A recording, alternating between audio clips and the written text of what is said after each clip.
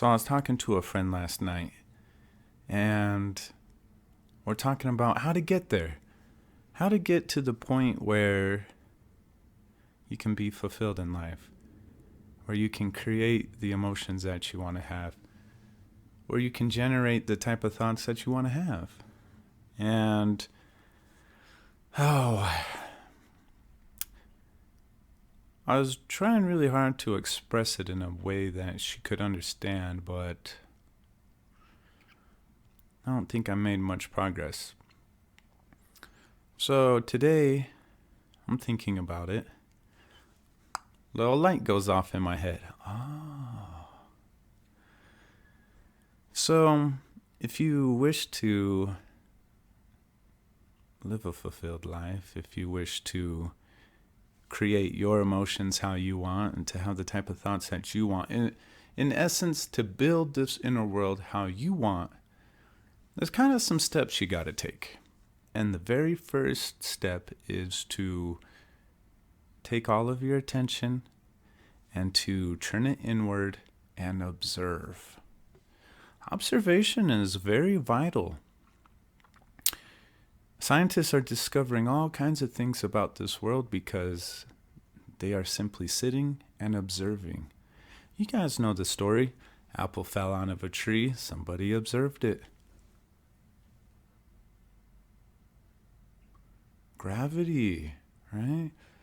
They're using all kinds of different tools now to observe nature, and they're discovering all kinds of things about it. So it is with this. You got to turn your attention inward and simply observe. Don't get lost in thought. Don't visit your memories. Don't become unconscious or on autopilot mode. Don't become distracted. Now, these things will happen, but I'm saying observation means looking without a thought. You're present. You're not distracted by what's happening. You're simply observing. Observe like you would a sunset. Observe like you would seeing people walk and talk in the park. Just observe. When you start to observe your inner world, things are going to start to make sense. You're going to start to see what's really inside of you. This kind of creates a roadmap for what's here. This is important because the next step is, once you start figuring out what's inside of you, it's got to go. I just mean that in a sense of, I think almost everybody has heard this saying, your body is a temple. What does that really mean? A temple is a structure. This body is a structure. A temple is representative that the space inside is sacred. If you close your eyes and you feel within yourself, there's a space bigger than this body. That is the space they're referring to. Now, if you've taken this space and you've filled this space with all kinds of junk, it's not really sacred anymore, is it? And to a degree, your level of consciousness is now lowered because there's all this stuff in it. See, the body as the temple is representative that we are both physical and non-physical. Physical is your body, thoughts, emotions, so on. The non-physical part is this life force that animates it, if you will.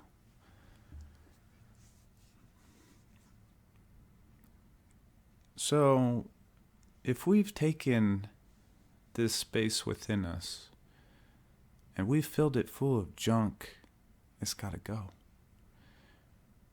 It's like if you hope to be fulfilled in life, right? You want the cup full. Well, if your cup is already full, if you're already full of emotions and repressions and all kinds of stuff that you hold in, you got to empty it out. You got to empty this first before you can fill it full with anything else. If you want to build deep emotions, have strong experiences in life, this vessel has to be empty. The utility of a vessel is based on what it holds and how much it holds. If you're just filled up with this stuff, what you experience above it, that's it. Now, we kind of carry this belief that we shouldn't feel a certain way, right? Pain, unpleasantness, etc., etc. It kind of prevents us from going there. That's an issue. We just don't go there. But emotions kind of have a vitality curve. And I've heard this, and I've experienced this to be true. You go face the emotion, you express it, and it kind of runs its course, and that's it. Done.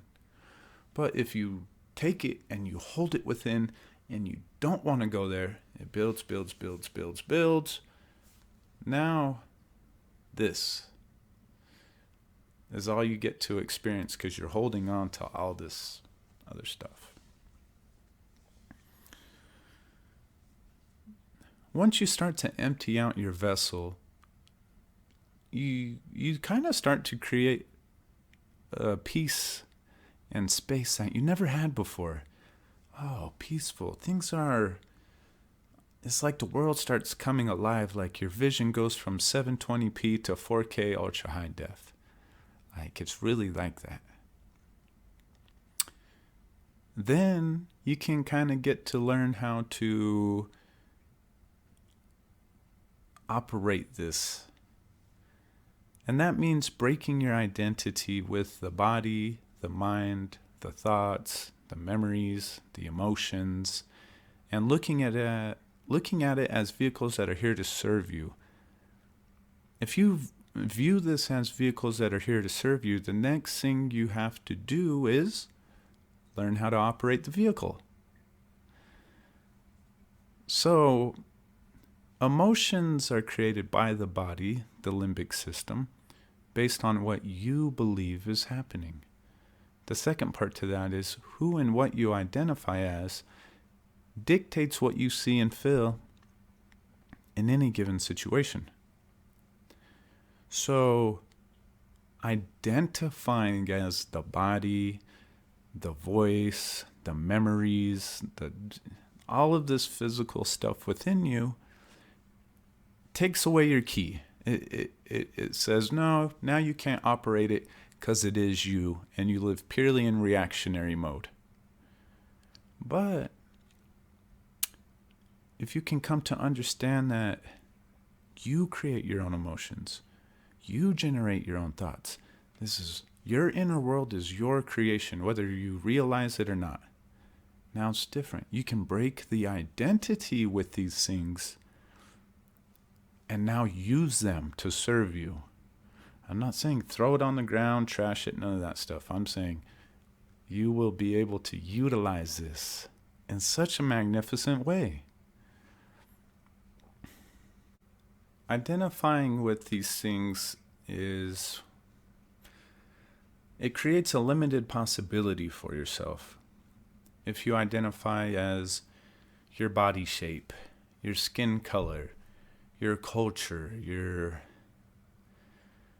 religion, your ideas, your beliefs, it kind of creates an imbalance in your life where now you have to stand on each one of these things and imbalance.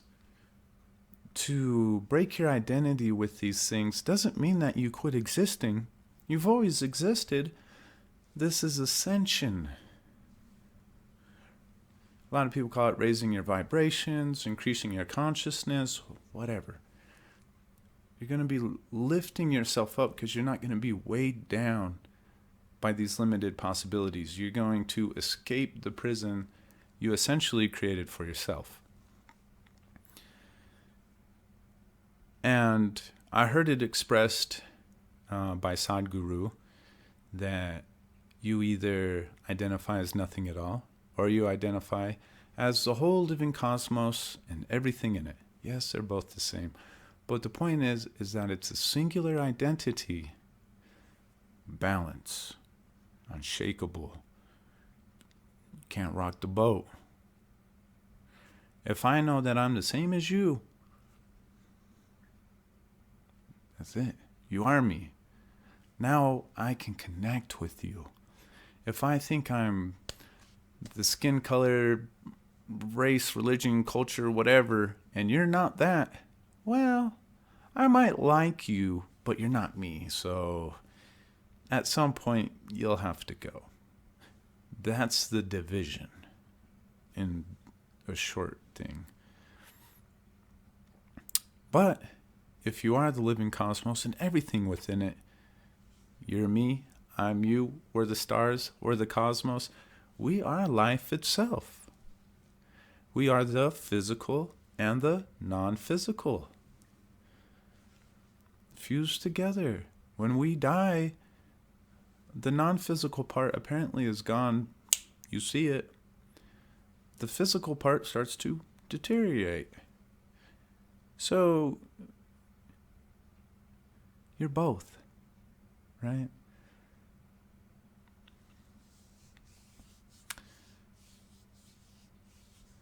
That's the tree of life. You're rooted in physicality, and you bear the fruits of consciousness. Now, through this whole process, though, amazing things, beautiful things will start to happen in your life if you put in the work. Once you start to turn inward, observe, find out what's there, get rid of it, create space, break away from the identity with the physical body and start to use it as the vehicles here to serve you. Then you can create the type of emotion you want. Then you can generate the type of thoughts that you want to have. Because unlimited possibilities means an unlimited identity. If you identify as something, you can't go beyond that limitation. But I'm a brown man, whatever it is. If I was to say some stuff like that, I would be putting myself in a very limited existence. I don't want to do that. So I got out of that. Now the whole purpose of this is for me to share. I want you to live a fulfilled life. I would love to see you walking down the street with a smile on your face, so in love with life, being touched by life, nurturing life, being nurtured by life. Oh, man. Like I cry because life truly is so beautiful. I get emotional. It's not a bad crying. I'm not saying I'm in pain. Like, I'm like, man, oh man, it is beautiful. And I've been gone for so long. So I hope this helps a lot of you figure out some of the very first steps to getting there, of reaching your destination. I don't want to see you on a path and journey forever. The journey of internal growth of what you can become is unending, but you reach the destination and you enjoy the destination. This is the destination, an immersion into life, dissolving into life, becoming one with life. I mean, I have to use words and ideas to express things that are not words or ideas, so sometimes the language is clumsy, I'm sorry. But the whole point of this, I want to express it in a way where you can understand. Because if I would have got this type of knowledge, type of guidance expressed to me in a manner where I could truly understand, I would have saved over 20 years of a miserable existence. And I mean that. I love you guys. And I hope this helps.